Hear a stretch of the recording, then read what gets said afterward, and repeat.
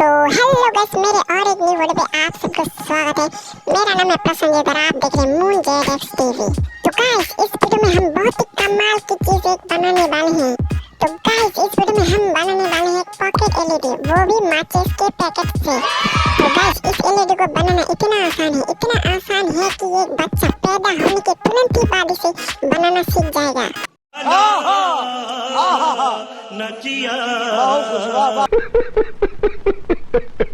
तो चलिए आगे बढ़ते हैं वीडियो की तरफ। तो चलिए वीडियो को स्टार्ट करते हैं और वीडियो को अच्छा लगे तो लाइक एंड सब्सक्राइब जरूर से करना। तो चलिए आगे बढ़ते हैं वीडियो की तरफ। तो चलिए वीडियो को स्टार्ट करते हैं।